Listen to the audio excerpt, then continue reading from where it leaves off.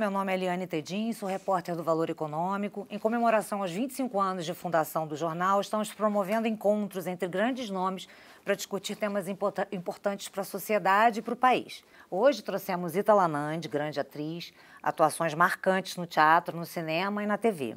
É considerada uma das grandes divas do teatro. Também é autora de livros, produtora, professora universitária, doutora em artes cênicas. E em 1º de maio estreia novo espetáculo, Paixão Viva, no Teatro Poeirinha, no Rio, em que revisita seus 65 anos de carreira. E temos também a presença do demógrafo José Eustáquio Diniz Alves, hoje pesquisador independente, mas foi professor da Escola Nacional de Ciências e Estatísticas, do IBGE, por quase 20 anos, e é referência no Brasil em estudos populacionais. Obrigada, então, por estarem aqui com a gente. Gostaria de começar pedindo ao professor um panorama da população brasileira atualmente. Qual é o retrato do país hoje? Olha, o Brasil, durante 500 anos praticamente, ele foi um país jovem, né? Era também um país rural, era um país com baixo nível educacional, baixo nível de renda, e isso foi mudando ao longo do século XX, principalmente depois da Segunda Guerra Mundial, com um fenômeno que a gente chama na demografia da transição demográfica. Isso é um dos fenômenos mais importantes do mundo. Todo país rico, quando eu falo rico, tem alto nível de DH, boa qualidade de vida da população, todo país que tem essas condições passar pela transição demográfica, né? Que é a redução das taxas de mortalidade e depois a redução das taxas de fecundidade, né? Isso é fundamental, porque se a mortalidade é muito alta, as pessoas vivem pouco tempo, tem muita mortalidade infantil, isso atrapalha a vida das famílias, principalmente a vida das mulheres, que têm que gastar muito tempo na criação de filhos. Você tem que ter muitos filhos para sobreviver um número menor. Então, a queda da mortalidade, ela é fundamental para o desenvolvimento econômico e desenvolvimento humano. E depois, como a mortalidade caiu, as famílias não precisam de ter tantos filhos mais. Então, a fecundidade também cai. E isso é super importante porque o tempo que o casal, né, principalmente a mulher, gastava na criação dos filhos, isso dificultava para a mulher aumentar o nível educacional, para ela entrar no mercado de trabalho, para ela ter uma participação social maior. Então, a transição demográfica, ela é essencial. Nenhum país se torna rico com alto bem-estar sem a transição demográfica. Agora, por causa da transição demográfica, você tem uma mudança da estrutura etária, né? Aquela população, aquela pirâmide que a gente aprende na escola, né, que é uma pirâmide tipo egípcia, né, com uma base muito larga e um topo muito estreito, essa pirâmide vai mudando, ela vai, vamos dizer assim, engordando no meio, né, no primeiro momento, e depois ela cresce no topo dessa pirâmide, né? E isso é que a gente chama de envelhecimento populacional, né, que praticamente todos os países com maior nível de renda já passaram, e os países de renda média estão em processo, né, de envelhecimento populacional. O século XX vai ser o século do envelhecimento populacional, né? E isso é a realidade do Brasil também. Eu já falei muito, mas a gente pode explicar melhor, mas em síntese, o envelhecimento é, vamos dizer assim, a principal característica demográfica do mundo e do Brasil no século XXI. E aí a gente pode dizer que perdeu o bônus demográfico, a gente esperava um momento que a gente teria esse meio aí maior, né? Então, quando eu falei assim, essa pirâmide engorda, né, significa que tem muita gente no meio da pirâmide, né? Como a população em idade ativa a gente considera geralmente 15, 60, 15, 65, né? Então, quando tem alta proporção de população em idade ativa, a gente chama de bônus demográfico, porque, veja só, no Brasil, você tinha, até 1970, para cada pessoa que estava no mercado de trabalho, tinha 2 pessoas fora do mercado de trabalho, tá? Então, uma pessoa, na média, tinha de sustentar 2 que estavam fora, tá? Quando chegou agora em 2010, você tinha uma por uma, tá? Então, vamos supor o seguinte, que a renda brasileira era a mesma, vamos supor, 10 mil dólares de renda anual, né? Antigamente, em 1970, você tinha de dividir essa renda por 3, né? Porque é uma pessoa só trabalhando e mais duas que ela tinha de sustentar. Então, a renda média dava 3,3 mil dólares. Em 2010, como você tem só uma pessoa fora do mercado de trabalho, essa renda é dividida por 2. Então, essa renda passa para 5 mil dólares. Então, veja só com a mudança demográfica, a renda sobe de 3,3 para 5. Né? Isso que a gente chama de bônus demográfico. Todo país rico do mundo, né, que passou pela transição demográfica e aproveitou o bônus demográfico, ele enriqueceu e deu um padrão de vida alto para a população. O Brasil aproveitou em parte e desperdiçou em parte. Por quê? Porque para aproveitar bem esse bônus, você tem de ter emprego para todas as pessoas, tem que ter a educação para todas as pessoas, qualidade da educação, tem que ter saúde para todas as pessoas e tem de ter os direitos sociais e uma alta produtividade econômica. Né? Então, o Brasil de hoje, ele é muito mais produtivo do que o Brasil de 50 anos atrás. Mas ele está muito atrás de outros países, por exemplo, a Coreia do Sul, Taiwan, né? Até aqui na América Latina, o próprio Chile, Costa Rica, aproveitaram melhor o bônus demográfico do que o Brasil. Então, a gente, vamos dizer assim, nós fizemos metade do dever de casa, faltou fazer a outra metade. Ítalo, aos 82 anos, você não para. No ano passado, você deu aula na Universidade Federal da Bahia, rodou o país com uma peça, se prepara para lançar um livro com a sua neta. Como é que você faz para se manter tão ativa? Eu não consigo ficar parada, eu tenho sempre que estar. Se eu estou um tempinho, assim, folga, eu estou escrevendo. Porque, na verdade, eu, na verdade, sempre quis ser escritora, desde pequena. Mas aconteceram muitas outras coisas que me levaram para o teatro, para o cinema, etc. Porque agora eu também consegui ser escritora, eu tenho 4 livros editados e vou lançar o livro com a minha neta, A Menina e o Manjericão, que a Sofia e eu escrevemos. Você imagina, ela tinha 7 aninhos quando ela teve a ideia, porque a ideia é dela. Ela chegou para mim e ela pegou um raminho assim, atrás da casa tinha um pé de manjericão. Ela pegou o manjericão, uma folhinha assim, botou na boca. Que gosto bom, vó. Cara, na mesma hora, ela começou a me contar. Eu estava sempre com caneta e lápis e tudo. Ela começou a me contar uma história. E eu comecei a anotar. E eu vi que ela contou a história, início, meio e fim. O que aconteceu? Eu esperei um tempo e aí me entusiasmei por aquilo. E comecei a desenvolver, porque, claro, ela não saberia fazer isso. Agora, o louco é que os desenhos, a capa, a contracapa e os 8 desenhos que estão dentro do livro foram feitos por ela, naquela idade. E que são de um equilíbrio. Tem uma foto dela olhando para o sol, ela faz uma reta, uma coisa assombrosa. Agora ela está com 15 aninhos. E agora que a gente vai lançar na Bienal do Livro. A Menina e o Manjericão. O Lázaro Ramos, ele diz que ele se preocupa muito em não se tornar obsoleto, né? De continuar fazendo o que gosta e se mantendo relevante. E me parece que a gente pode dizer que você conseguiu isso, né? Como é que você... Isso foi uma coisa intencional? Era uma preocupação sua? Como é que você fez ao longo desses anos? É porque eu sou insuportável, sabe? Então, eu sempre estou alerta, eu estou sempre inventando, eu estou sempre querendo, eu estou sempre, se não é fazendo um trabalho, é o cinema.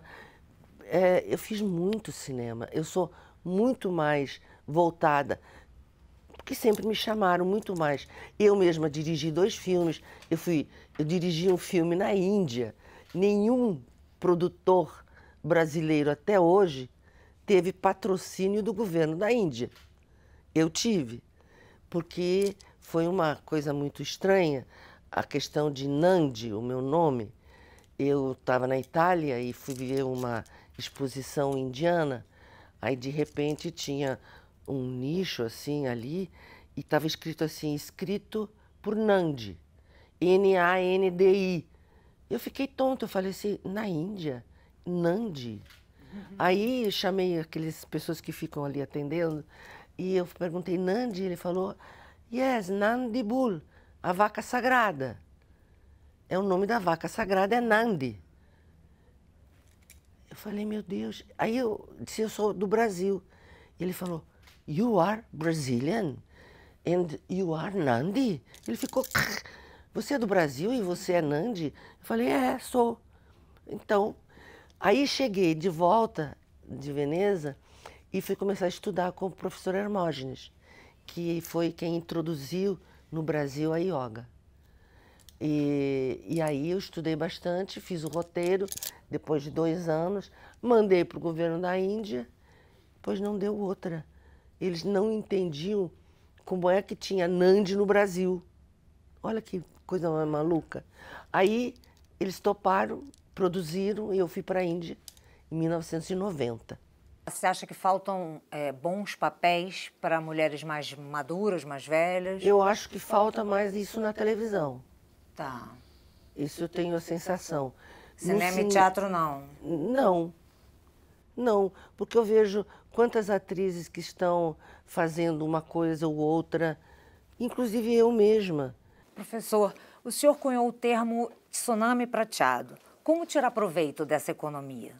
Então, o primeiro bônus demográfico, ele é um bônus que tem período para começar e período para terminar, que é exatamente quando ele começa quando o centro da pirâmide, né, a população em idade ativa, aumenta a proporção na população geral, e depois ele acaba quando essa parte começa a diminuir a proporção. Agora, além do primeiro bônus, a gente tem o segundo bônus demográfico, que é o bônus da produtividade, que é o aumento da educação, aumento da infraestrutura, aumento inclusive da saúde. Então as pessoas começam a produzir mais, menos pessoas conseguem produzir mais bens e serviços do que antigamente. E agora, o caso da Ítala representa bem isso, é o terceiro bônus demográfico, também que a gente chama de bônus prateado, né? Que vai dar origem à economia prateada, né? A economia prateada você pode pegar aí, tem gente que pega 50 anos, 60 anos, esse corte da idade depende do que você está focando no momento. Mas o terceiro bônus é o bônus, vamos dizer, da terceira idade, né? Do topo da pirâmide.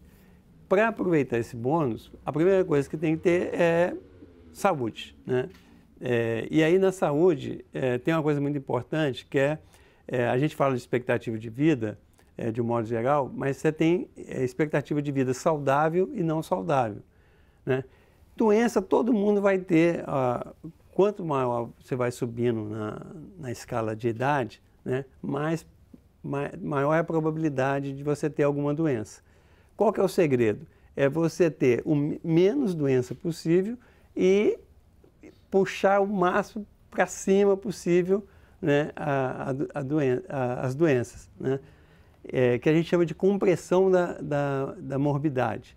Você concentra as doenças no mais alto que seria o mais velho, a idade mais velho possível. Então você estica. Mas no fim da vida, digamos. A expectativa de vida saudável. Uhum. Então, se você une, né, esse tsunami prateado, né, com uma expectativa de vida saudável e com o caso da Ítala, que é o exemplo, que antigamente a pessoa chegava de 60 anos, né, e aposentava e se afastava da sociedade ou ficava reclusa ali no ambiente doméstico, né? Isso cada vez está mudando mais. O FMI soltou um estudo agora em abril, né, que uma das coisas que ele mostra lá é que a capacidade cognitiva de uma pessoa de 70 anos hoje é equivalente a uma de pessoas de 53 anos nos anos 2000, no início dos anos 2000. Né? Então, aumentou essa capacidade cognitiva. Os 70 são os novos 50. Exatamente, a frase é essa. Os 70 são os novos 50. E se essas pessoas participam da sociedade, né, principalmente participam do mercado de trabalho, ou participam de trabalhos voluntários, ou participam de trabalhos sociais, e são pessoas que têm muita experiência. Então, a contribuição dessas pessoas pode dinamizar novamente a economia. O Japão, por exemplo, que é o país mais envelhecido do mundo, ele tem feito uma série de atividades para aproveitar esse chamado terceiro bônus demográfico, né? E eu só queria falar uma coisa que a Ítala falou que eu acho muito interessante, que é a questão da intergeracionalidade, né? Esse trabalho que ela está fazendo com a neta dela é a coisa mais fantástica que tem, porque como as pessoas estão vivendo mais tempo, você tem maior interação entre as gerações, né?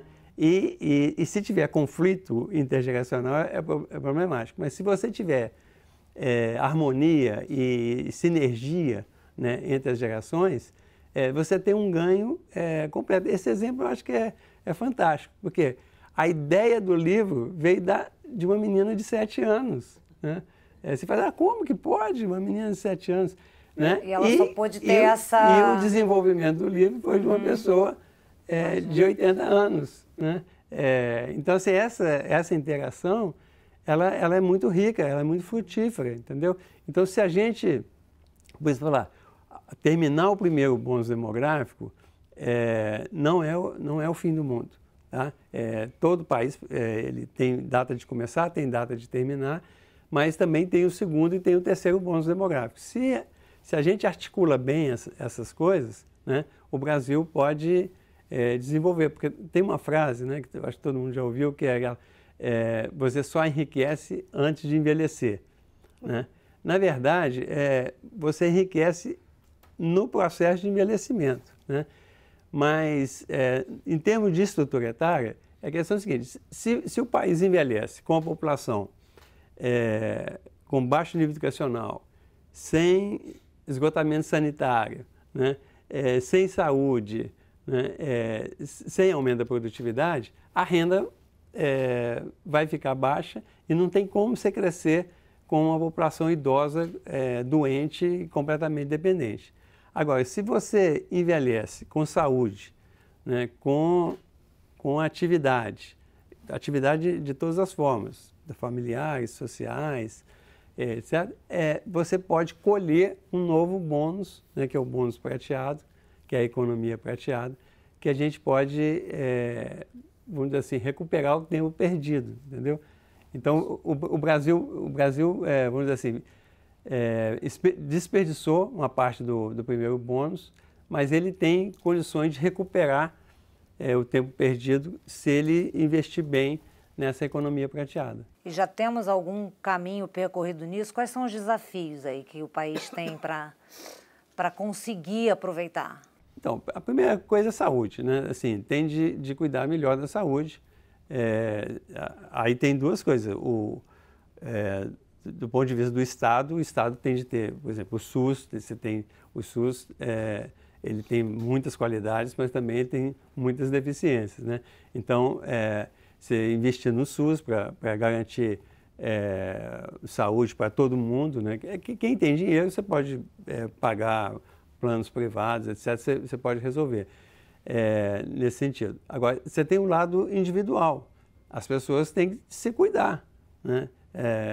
Isso que a Ítala fala, que ela tem, vamos dizer assim, uma força interior ali, um desejo de mexer, né, de fazer, isso é fundamental, porque se a pessoa perde o estímulo individual, não há quem que vai conseguir fazer essa pessoa se desabrochar, entendeu?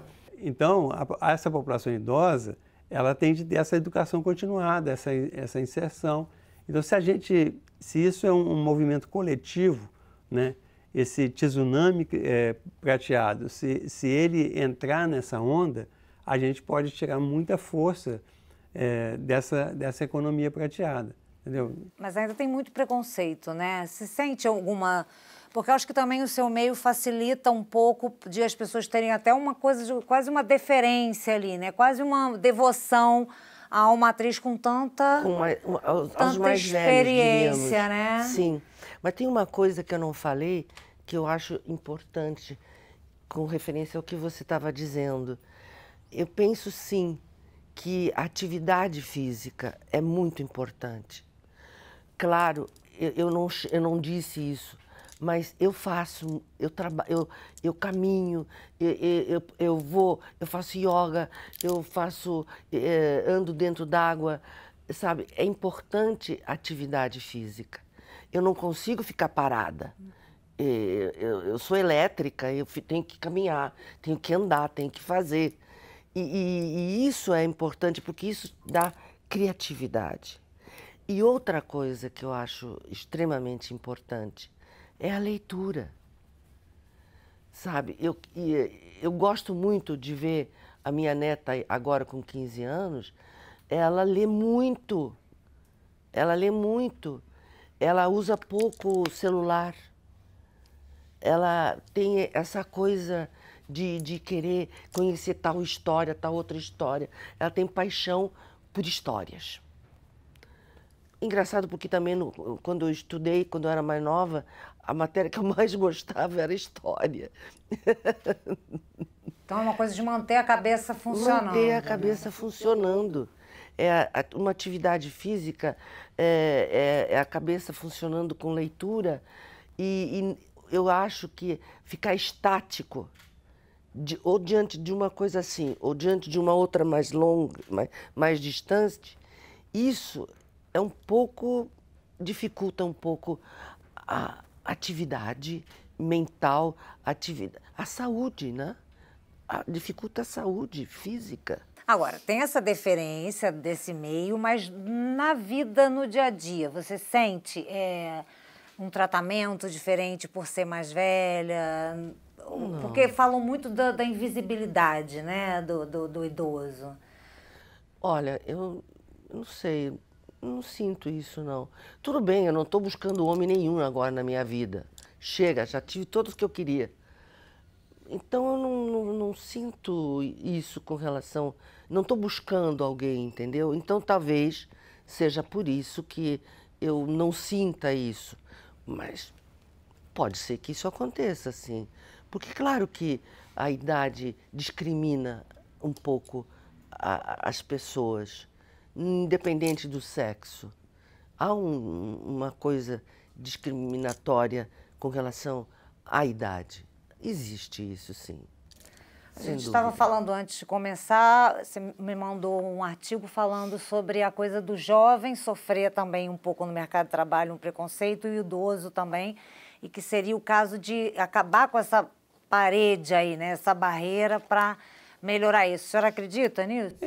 Eu sempre falo, olha só, o pessoal fala assim, não tem política para o idoso no Brasil, o Brasil não está preparado. Na verdade, tem muita política para o idoso no Brasil.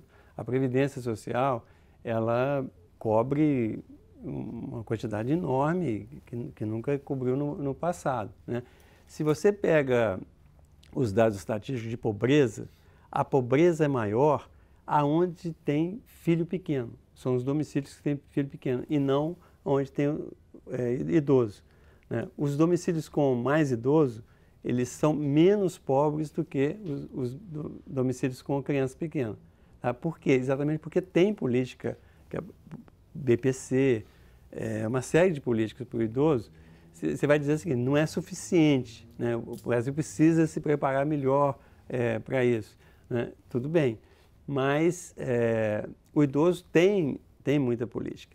E as crianças e os jovens, em muitos aspectos, eles têm menos políticas do que para o idoso. Por exemplo, a gente tem no Brasil que chama de geração neném, né? São jovens de 15 a 29 anos que não estão nem estudando, nem trabalhando. Isso é um absurdo, porque assim, o jovem, ele tem que estar estudando para ele se preparar, né, para o futuro, ele tem que estar trabalhando.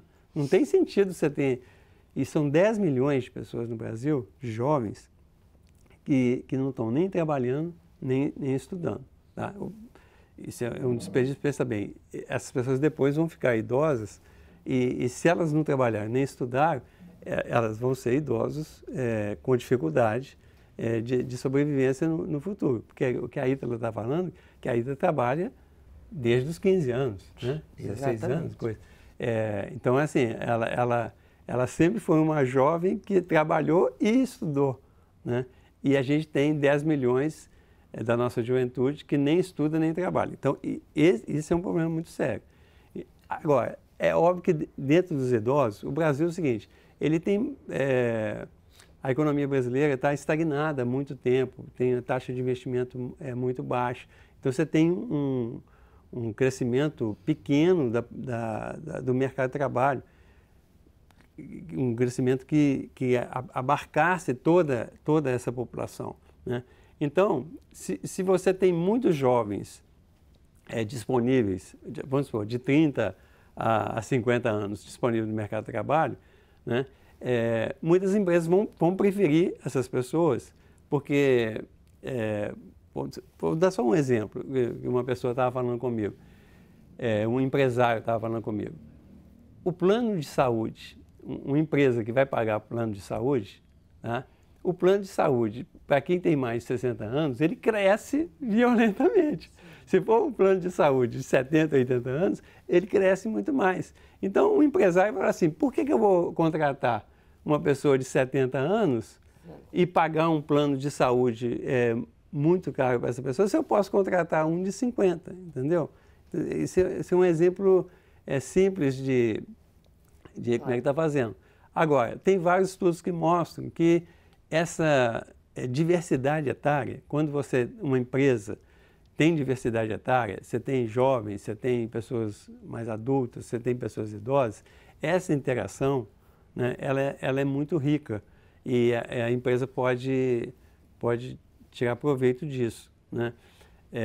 Então, assim, para que você aproveite bem essa intergeracionalidade, né, você tem de ter algumas políticas. Por exemplo, aposentadoria, você pode ter planos de aposentadoria que a pessoa não aposente de uma vez, se aposente em parte e continue trabalhando em horário flexível durante mais um período até o momento que você tiver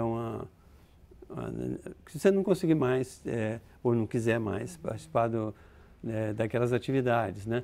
Você tem a questão de contribuição, quer dizer, a pessoa que aposentou e continuar trabalhando, né, você pode ter incentivos do parte do governo para facilitar essa pessoa ela trabalhar sem precisar contribuir, porque ela já contribuiu, já tem uma aposentadoria. Então, você tem várias políticas que incentivem essa participação dos idosos, né?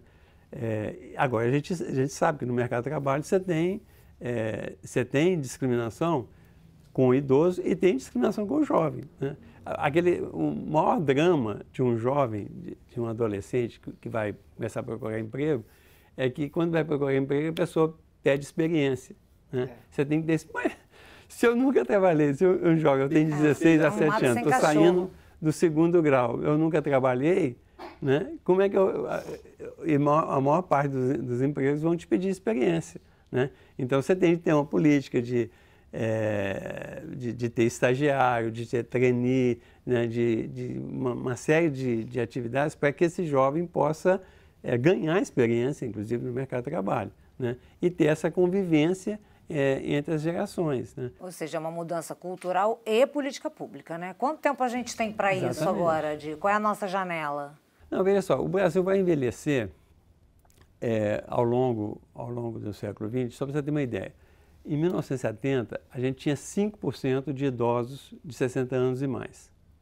Hoje, a gente tem mais ou menos 15%, 15, 16%. E vamos chegar a 40%. Tá? Então, assim, se você pegar 50 anos e mais, lá para a década de 70, 2070, a população de 50 anos e mais vai ser maior do que a população de 0,49. Né? Aliás, é o seguinte, a população de 0,49 no Brasil, ela já está diminuindo de tamanho, em termos absolutos. ela está diminuindo de tamanho. A única parte da população que cresce é a população de 50 anos e mais, né? E a partir da década de 40, a população brasileira vai começar a diminuir. E aí a gente vai ter uma coisa impressionante, é o seguinte, que a população total do Brasil ela vai chegar a 225 por aí, e depois vai começar a diminuir, vai cair para 180, né? Mas vai ter um período que a população total vai estar diminuindo e a população idosa vai estar crescendo, né? Então, assim, o Brasil vai ter menos gente, mas a quantidade absoluta de idosos está crescendo. Então, a proporção cresce mais ainda, por isso que vai chegar a 40%. E aí, é por isso que a gente fala que é a economia prateada. Se a gente pensa em 50 anos e mais, 50% da população vai ter mais de 50 anos. Se a gente tratar esses 50 anos e mais como inúteis, que é um fardo, o resto não consegue sustentar essa população, entendeu? Então, assim, a única solução é que essa população prateada, que ela tenha saúde, tenha educação, tenha acesso ao mercado de trabalho, tenha boas condições de vida, para ela continuar contribuindo de diversas formas. Quer dizer que vai ter menos nascimento de crianças? Não, isso já é assim. Na década de 60, as mulheres tinham, em média, no Brasil, 6 filhos em média. Hoje, as mulheres têm 1,5 filhos em média. Você tem um só, eu tenho 2. Então, nós dois juntos aqui, nós temos 1,5 filhos. Sim. Né? Tá. Mas para a população se reproduzir, que a gente chama de taxa de reposição, precisa ser 2,1 filhos por mulher.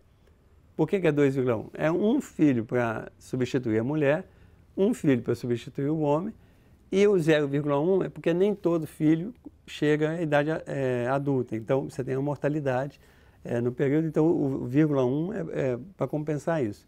Então, uma população se manter estável, ela nem crescer, nem decrescer, as mulheres têm que ter, em média, 2,1 filhos para ter essa reposição. Se a taxa for maior do que 2,1, a população cresce. Se for menor, a população decresce. Tá? Isso no longo prazo, porque a pirâmide tem de mudar para fazer. Então, no Brasil, a taxa já está abaixo do nível de reposição desde os anos 2000, início dos anos 2000. Então, acho que só para a gente encerrar, queria que você falasse dos seus planos agora, quer dizer, que 82, já fazendo uma peça, sua ideia é trabalhar até... Sim, e eu quero também fazer um trabalho depois sobre educação em valores humanos. Porque eu aprendi isso com o irmão do Bettino Craxi, que era primeiro-ministro da Itália. O irmão dele era um educador, ele faleceu, Antônio Craxi. E eu conheci na Itália, e ele tem um livro que eu traduzi do italiano para o português.